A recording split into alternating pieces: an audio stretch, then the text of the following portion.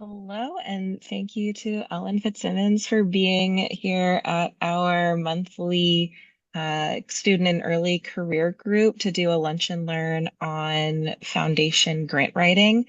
Ellen Fitzsimmons is the director of the foundation relations at the University of Nebraska Foundation, where she helps faculty and staff secure private funding.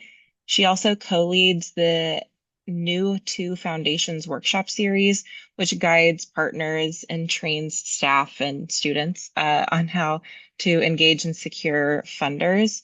With a background in nonprofits and philanthropy, Ellen brings in expert insight to every stage of the grant seeking process, and she is going to walk us through on how to just get started, because a lot of grad students are just starting writing grants for the first time.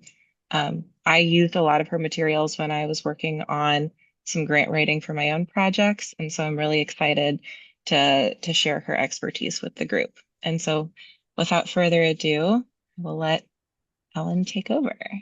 Thanks, Sarah. I appreciate the invitation to be here. A lot of what I do are these types of presentations all over the campuses where I work, to help people understand how to begin to work with private foundations. So I'm going to start today with just a quick introduction. There we go. I work at the University of Nebraska Foundation, where your institution may work somewhat differently, but it's likely that there is someone either in your department or in your Office of Research or in your foundation who can help you pursue private foundation funding. What that looks like at each institution is different, but it's likely that there's someone like me that you can reach out to. I'm going to go ahead and give some just basics about private foundations so you have a better understanding of what the context is, and then talk about if your idea or your research area is a fit for private foundations, and then how do you start to look for the funder and find the right funder and first steps you can take. And then I'll share a few resources with Sarah that she can share with you that you might find helpful going forward. So at the foundation, at the University of Nebraska Foundation, we partner with campus administrators, researchers, grad students to help advance the University of Nebraska system. I work a lot with local foundations as well as national and regional foundations to make those connections between what's going on campus and private foundations with aligned interests. We can also help to share experience because I work with a lot of faculty and students. I often know what's been successful before or what we've learned from previous, failed applications. So I can share that experience, can help to talk about strategy and how you can align your work with private foundation interests. And then I can also help to coordinate and participate in introductory meetings with program officers. And I don't write proposals. I am not a grant writer, but I can work with you on the applications to talk about how best to present your ideas. So just to get a sense of the context around private foundations, as you all are no doubt aware, the federal landscape shifted dramatically in the last year. And a lot of people reached out to me to say, okay, let me explore private foundations when they hadn't done that before. And I think there was a lot of hope that private foundations would make up for the changes in federal funding. And unfortunately, if you look at this pie chart, you'll see there is really no way that private foundations can entirely make up for all the federal funding. This is 2023 data that was just released in 2025, so it's the most current available. But you'll see that blue section is federal. So over half of the research and applied research funding at U.S. universities was federal, and it will likely continue to be federal. The philanthropy piece is that kind of orange slice. The darker slice is the current philanthropy. That means funding that you would apply for. This is what we're going to talk about today.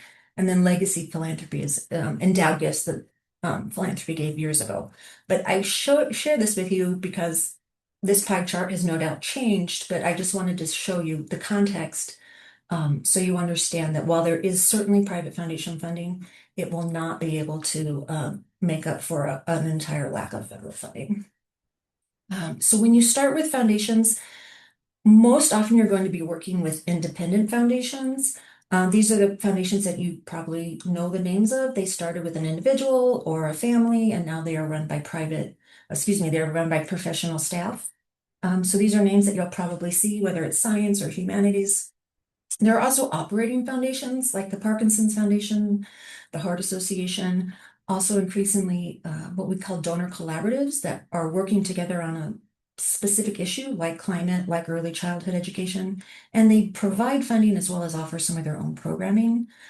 Corporate foundations, if you are doing work specifically within a corporation's kind of industry, or if you are going to do something that will improve the quality of life where corporate headquarters are or corporate employees are, they may be a funding source for you. And then any hyper local research or hyper local work for community foundations, those might be an option. So I present that just to kind of give you the context of what you're looking at when you start to explore private foundations. And now we need to think about, is your idea a fit for private foundations? There is some research and some opportunities that do line up with private foundations and others that don't. So generally speaking, these are very general. I don't want to say never because every foundation is different, but some general guidance is, how do you know if your idea might be a fit for private foundations? Number one, does it align with their mission and interest areas? You're going to hear mission a lot in this presentation. So mission is really paramount. Can there or do you have the opportunity to make a measurable impact in the term of the grant? Oftentimes research projects can take a long time, or you want to do a multi-year approach. That's great, but you need to be able to show measurable impact. Foundations are interested in what is the outcome of their investment. Are you addressing an identified need or an emerging issue with your work?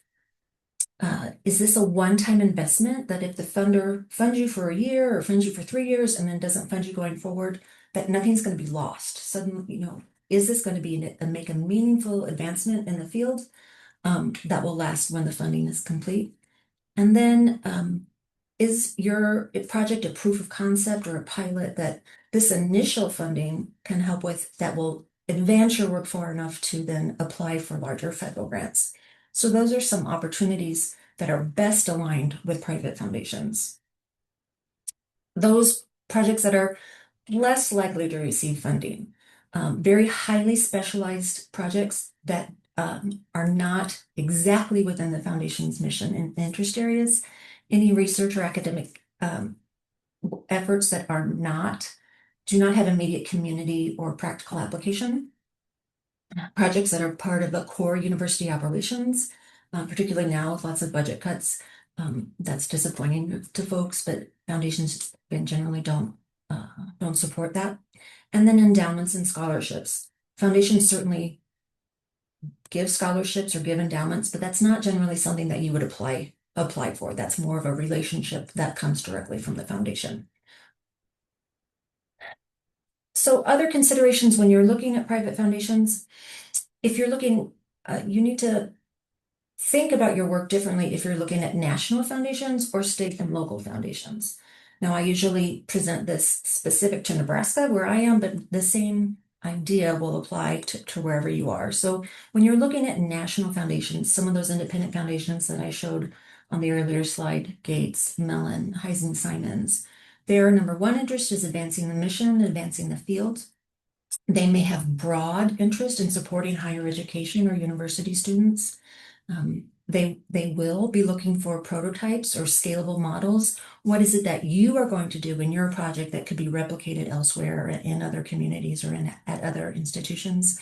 And then a specific connection to in our case, Nebraska, to Nebraska's climate, Nebraska's people, Nebraska, or wherever you are. What is it that specifically is connected to your location? If you're looking at state or local foundations where you work, again, of course, your project should advance the mission or field, but they're more likely interested in what is the impact your work is having on local university students or local higher education. Are you offering university expertise in the local communities? How is the university helping to address community needs? And then they may also be interested in making an impact in the regional quality of life or the economy. So those are some ideas. So when you start to look at foundations, is it a national foundation or is it a local regional foundation? And looking at how your work might align. So when you start to look for the right funder,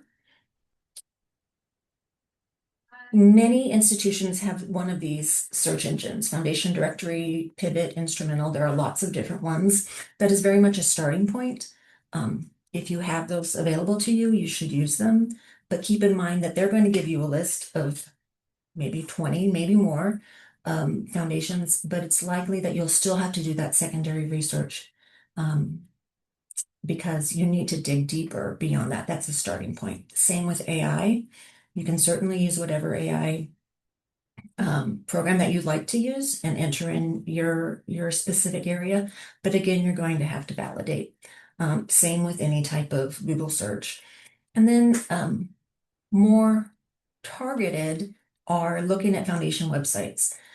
That's where you can generally get the best information on foundations, where you can really start to drill down that say, yes, they're interested in climate, but are they interested in my work in climate? Are they interested in climate change, how it affects oceans or how it affects soil temperatures or things like that? So that'll help you get the more detailed information. And then talking to colleagues and friends, particularly now as private foundations have become more competitive, relationships matter and talking to people matter. So when you have the opportunity to talk to colleagues, like your colleagues, in this on this call, do that. Ask who they're working with. Ask who's funding their work. Ask if they'll be willing to make an introduction. That's always the best way. And then keep looking. You can dig a little deeper. Look at the acknowledgments at those conferences. Look at the acknowledgments at the end of the paper that you just read to see who funded that work. How can you connect with those? Check announcements, of course, with any professional organizations like this one. If you need to, you can start to say, you know what, there's really interesting work similar to mine, complementary to mine going on at another institution, and see who's funding that. And then another step are funder affinity groups, or sometimes called philanthropic serving organizations. These are organizations that bring together funders who are especially interested in, as I mentioned, climate or education or meeting a specific need of a population. And you can look at these, see who's part of those associations, see who's part of those affinity groups, and then work backwards that way. So you say, okay, this funder is in this education interest group. Do they align with my work? So as you start to look at private foundations, maybe you did a search on Instrumental or you did a search on Pivot and you have this list, and now you're drilling down to that second level. These are the key questions that you need to answer before you decide if you're going to apply. Mission. Just like in real estate where it's location, location, location, with private foundation, it's mission, mission, mission. Your work needs to align with the funder's mission. Then eligibility, previous grantees, application process, and grant size. So these are kind of the top 5 questions that you need to answer before you decide if you're going to apply. So mission. You need clear alignment. If you have to stretch, particularly in this competitive time, it's probably not going to be a fit. I was at a Big Ten conference recently, and one of the funders there, their applications had quadrupled in the past year, and they were still seeing really high quality applications, but the alignment wasn't a fit. If the alignment is a stretch, it's unlikely to receive funding. It's helpful to sometimes flip the perspective. When you're doing these searches for private funding, you might be thinking, okay, how can this private funder help me do my work? In the case of private foundations, you really need to flip that and say, how can my work help the private funder achieve their goals? So flipping that perspective might help you really identify where that alignment is. Next, eligibility. Sometimes you have to dig through the FAQs or dig through the details, the application guidelines to find the eligibility. Number one, you need to see if they give to organizations or individuals. If they're giving to the institution or to you as the researcher, that probably makes a difference in who supports your application and how you apply. Particularly with you, with this group as maybe starting out or newer to your career, there may be qualifications there in terms of your tenure or your PI, or who the PI can be. Um, Project type, there are some foundations that support research, and that's what they're interested in. There are others that support implementation. So which is it? They may be interested in climate change, but are they supporting research in climate change or the mitigation of climate change? It's unlikely that either of you that you'll be working on program or capital, but if you are, that is something to consider. And then geographic. Not every geographic eligibility is listed. Some foundations are really helpful and say we only support institutions, in the Great Lakes, or we only support institutions in the Midwest. But more often you need to dig a little deeper and see who they've funded before. And that can often be found on the foundation's website itself, or you can dig a little deeper into their 990, which is their reporting mechanism, to see specifically where the awards have been made. The application process, again, before you get started, I always recommend that you try to contact a program officer. That's the staff at the foundation. Not every foundation invites engagement. If you have an introduction, this is where it could be very helpful, particularly again with the high number of requests. Program officers simply don't have the time to have a meeting, but if that's an opportunity, I always encourage folks to take that. Some application processes are called open calls, or they're issuing RFPs, requests for proposals. Those are the kind of the lowest barrier to entry, but that also means there's probably more applicants than if it's a more targeted approach from the foundation. Often foundations will either follow a schedule, they'll offer it every spring or every fall, or some have a rolling acceptance, meaning you can submit whenever. So checking that out, it's a kind of, one of those funny laws that you'll find an opportunity that's a great fit, but it's due on Friday. If you can't submit a great application in that time, then think about checking in, next year to see if they're offering that opportunity again. Some foundations offer a kind of entry-level application called a letter of inquiry or a letter of interest, sometimes called a concept note or concept paper. That's helpful because oftentimes that's a 1 to 2 page introduction that will allow the foundation to determine if they want to see a full application. And then again, more often we're seeing closed processes or foundations that are not accepting unsolicited proposals. And that's not to say that that foundation isn't an opportunity for you. It's just that you'll have to work to build that relationship first and work through your network and try to make your work visible before you're able to submit. Looking at average or typical grant size, if you have, see a small community engagement project, a $5,000 award might really advance the project you're working on. If you really need to hire a work study student or a graduate assistant, $5,000 is not going to get you there. You're probably going to need $50,000. So applying for a $5,000 award may not get you to where you're going. Or if the funder only gives awards up to $10,000, think about how will that fit your work. Look also at payment terms. Some foundations make awards right away, some reimburse expenses. So how will that work with your institution? Always checking eligible and ineligible expenses. Sometimes tuition remission is covered, sometimes tuition remission is not covered. Some foundations will buy equipment, some will not. So checking into that before you spend time on the application. And then any challenge or match requirements. There are foundations that may want to be the only funder for a particular project, but there are others that specifically do not want to be the only funder. So if you have a foundation that will only support up to 50% of a project's cost, where are you going to get that other 50%? Do you have a plan in place for securing that other 50%? All right. So once you've identified all of those 5 key questions, um, and you're thinking, all right, I know what I need to know before I get started. How can you get started next week, today, if you're really ambitious? What are some first steps you can take? Number one, build time into your schedule to review opportunities.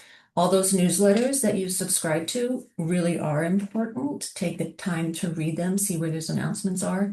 Um, Sign up on funder websites, sign up or connect to funders on LinkedIn. So you see their announcements, so you see if they're having a webinar.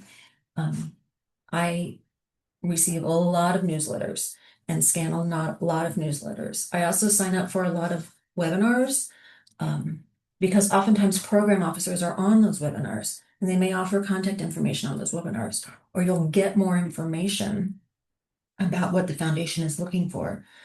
Foundations want to receive high quality applications, and increasingly funders like WT Grant, Russell Sage, they give webinars specifically on how to apply for their funding. So look and see if that's available. Talk to colleagues, we've already talked about that. Network and ask for introductions and sign up for those newsletters.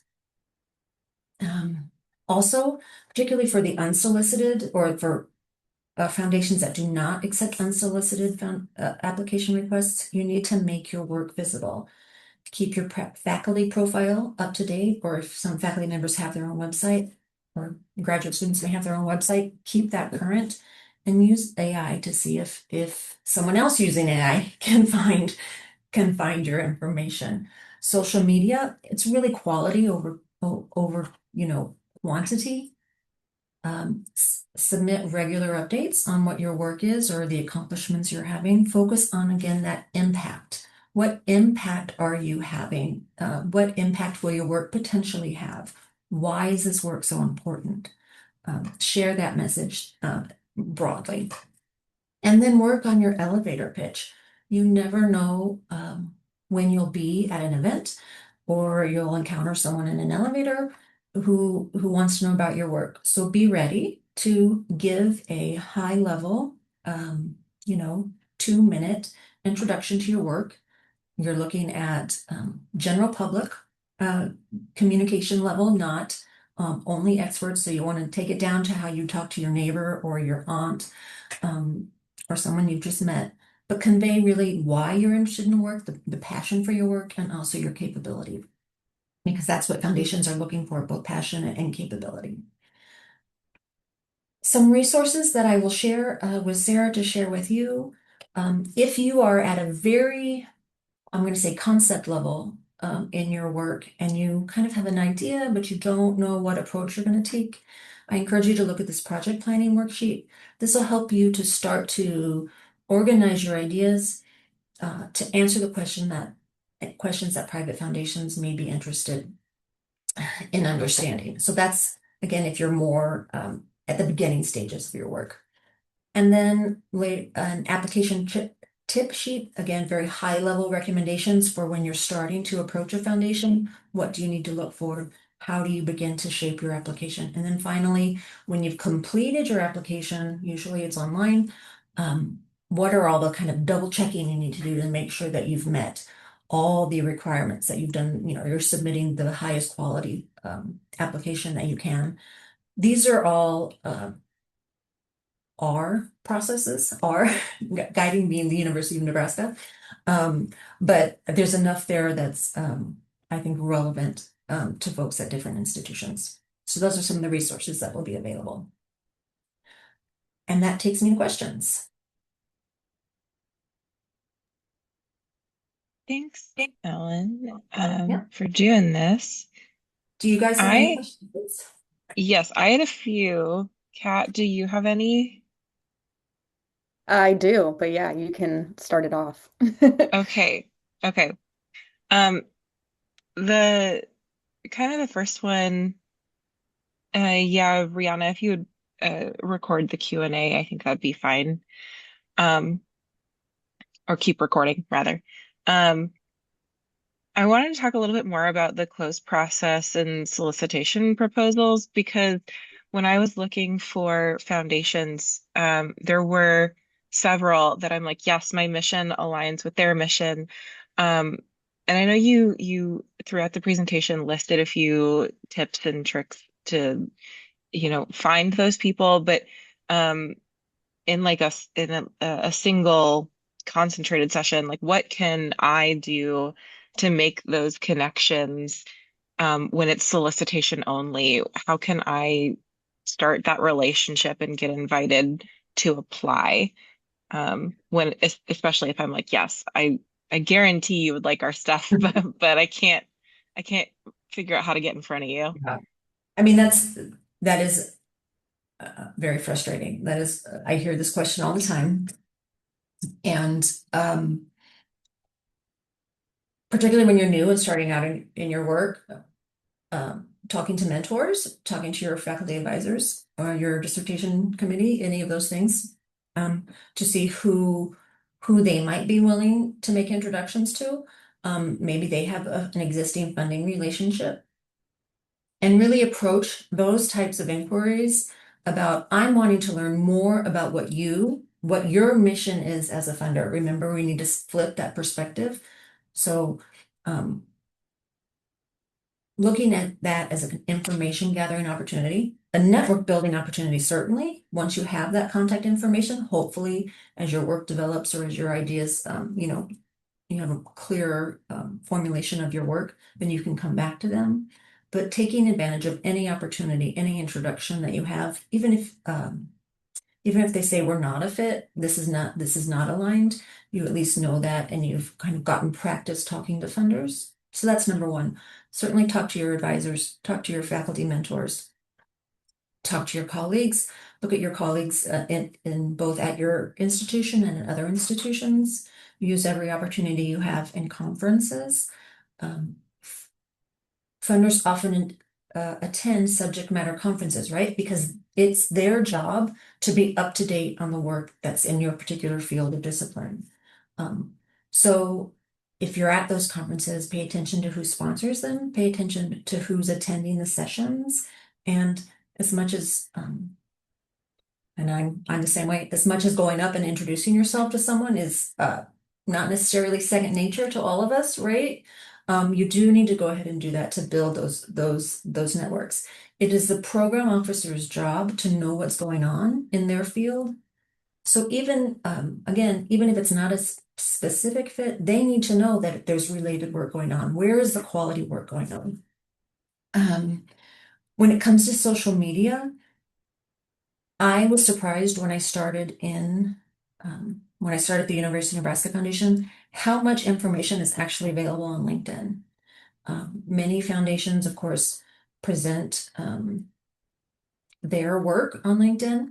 And if you can follow those foundations, and if the program officers have a LinkedIn profile, you can follow them. You're not asking to connect with them necessarily, but you can follow them. And if you follow them, they are more likely to see your postings. So that's something you can work at. I use LinkedIn again because I'm a general. I work across all colleges and all units. So I have to be very general, high level. There might be a social media platform that's more specific to your discipline, but using that same approach to follow those funders that you're interested in or where you think that's the most aligned. And then, like I said, you don't have to become a social media, I don't know, guru, but high quality, regular posts about your work. Maybe it's every Friday, this is what we accomplished this week, or we made this great step. Maybe it's not every week, maybe it's once a month. But again, sharing your passion for the work and your capability for the work. I have one more question and then Okay. I'll turn it over to Kat. Um, you mentioned a lot of different ways to hear about and find and be exposed to new calls and opportunities to be invited to proposals. Webinars, newsletters, personal, like there's a lot. How do you or do you recommend a particular organizational process to keep track of all of those funding schedules? Yeah. Um, in reality, once you've identified the funders in your field, you're probably going to go from an initial list of, let's say, 20 to 30 down to 4 or 5. That's just, again, because funders are focused on achieving their mission and alignment. It's more likely that you're not going to have to keep track of 20 schedules. But you may have to keep track of 5 schedules or maybe 10 schedules if you're lucky. What I do is when I see an announcement, I put a reminder on my calendar. So I see an announcement, let's say it's due June 30th. So on my Outlook or Google Calendar, whatever you use, I count back 2 months because you usually don't get more than 2 months lead time on an application, and put a reminder to say check XYZ Foundation. So that way, it's a reminder that you're looking regularly. There are some funders that I check every month because I don't know when those RFPs are going to be released. And so I put those reminders on my calendar, so that once I see an opportunity, I'm checking it every year. I think for you, keeping a list, just a simple list of who you've searched for. You can also do like Google alerts if that's something you want to do. So you get the announcement when a funder is in the news. Everybody has their own way of like keeping track of their work. I'm a big list person. List might work for you, but calendar reminders, I think, are a great way. The Office of Research may send out regular announcements, funding opportunities. Ours comes out on Monday, I think. But that's an opportunity. And again, and talking with the folks in your Office of Research about the opportunities. Many universities put together a listing of all of their funders. And so you can use that to kind of check and see when those deadlines are. Thank you. All right. Well, thank you. This has been really interesting and helpful, I think, for me as I'm constantly looking for funding and grant writing all the time. I guess I wanted to ask more specifically, I think about like folks who are in this earlier career stage, and if you have, I think, advice for approaching some of these um, funders or calls when maybe there's not as straightforward of a call like you would have um, for a lot of the government sources where there's graduate fellowships or things like that, where you're in one pool and you're competing against people from Mhm. all different career levels. Is there maybe a suggestion that you have to either highlight that as you're getting training as well, or how would you recommend approaching that kind of difference between funding mechanisms? Um, there are oftentimes professional associations that offer smaller grants. They may be up to $5,000. That because of the amount, right? It's a biologist professional association, and they have these opportunities. While they may not be specific to graduate students or PhD students, because they are smaller dollars, they often don't attract those folks with more experience. Because again, if you really need $100,000 to advance your work, applying for $5,000 isn't going to get you there, or it's going to take too much work to get you there.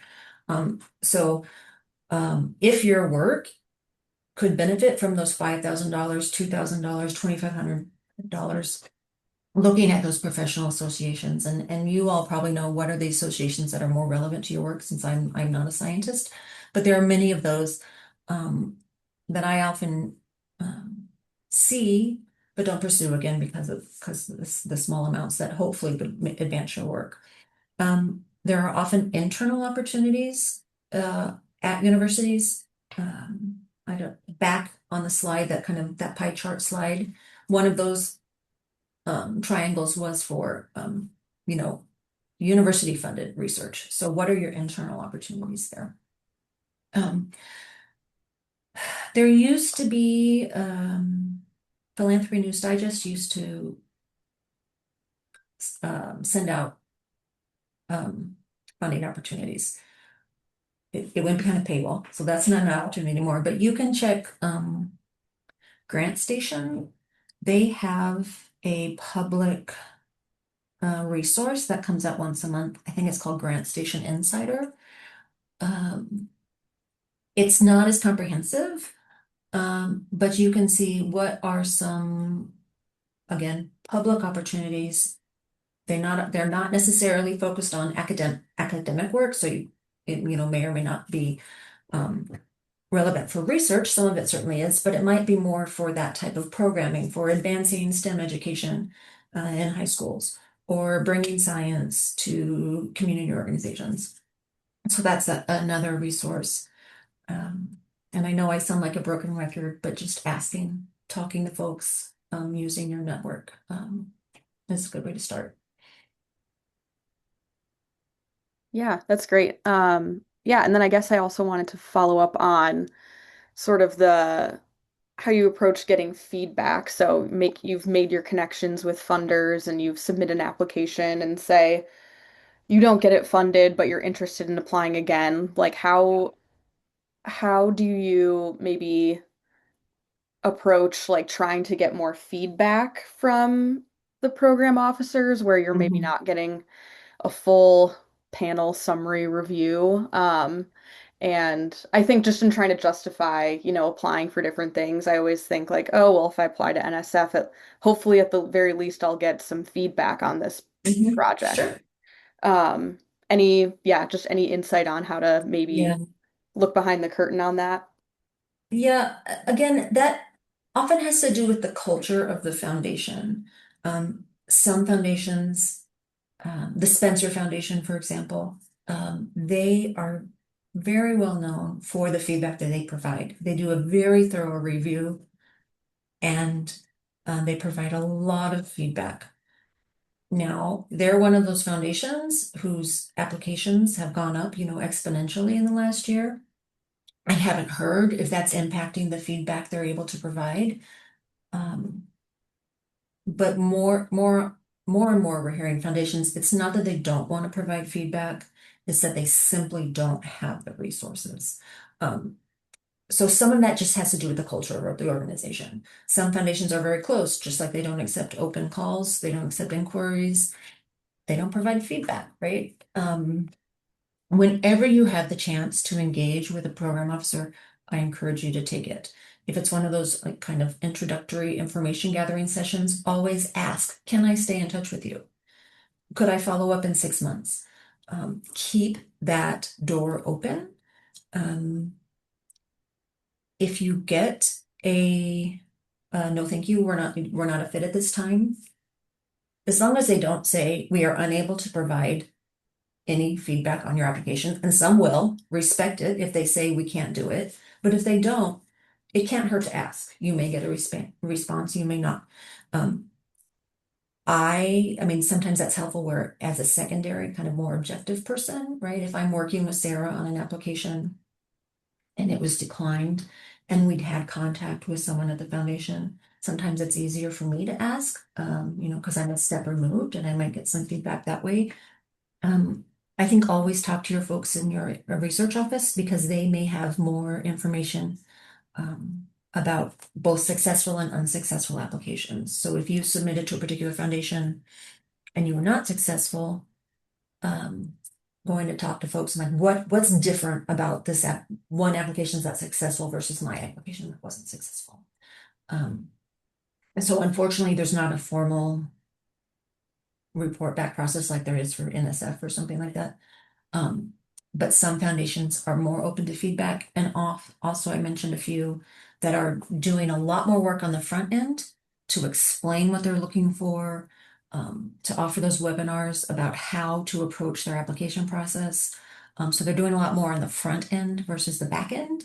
Again, because they want high quality applications. Yeah, that makes a lot of sense. Okay. Um, Thanks. Yeah, and I think I just have one more question, and then if we want to wrap up after that.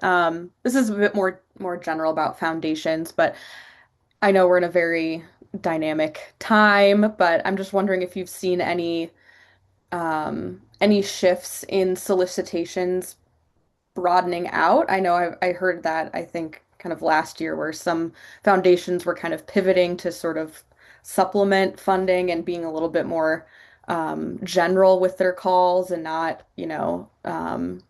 putting out as specific solicitations. Is there any indication that that trend would continue, or do you think that it's the very specific targeted calls are still going to be kind of the bread and butter of a lot of the foundations? Well, every foundation is different. So different foundations have responded in different ways to the change. What I have seen is foundations that are, specifically interested in, let's say, humanities. They are doubling down on that humanities piece. Maybe they're increasing their payout, but they're still doing humanities. Um, some foundations provided um, what I would call emergency gap funding. If a particular project lost their funding, very abruptly, they were providing emergency funds to get the project to a safe pause point or safe conclusion, or let them take that, they just needed 3 more months, right, to get to that goal. Some provided that kind of emergency gap funding. Um, some foundations stepped up to preserve data sets that had the potential of being lost, right? That happened a lot in education. There were a lot of educational data sets. Um, all of that information would be lost. So foundations stepped up to preserve those data sets. And talking again in what I've heard from private foundations, again at conferences or on webinars, is they are doubling down on the core of their work. They may be increasing their payout. So maybe they are offering 5 or 10% more in terms of awards. But what they are really looking for is applications that recognize the kind of um, difficult situation that we're in by bringing together collaborative teams, by demonstrating that they understand the whole field and that they are looking to advance the field versus their work, right? So, particularly on very complex issues, bringing together the physical scientists, bringing together the social scientists, coming together with your team prepared um, to advance the field. Yes, it will advance your work also, but demonstrating that you know what it takes to advance the mission and coming prepared to kind of with your team in place, because everyone's going to have to pool resources, right? Recognizing that you can pull from other resources, pooling what's available, showing that you've really worked to explore all your options and are doing the best to use any investment most effectively. Awesome. Yeah, that's super helpful. Um, yeah, thanks. I think we're running out of time, so we can stop the recording. But yeah, just want to thank you again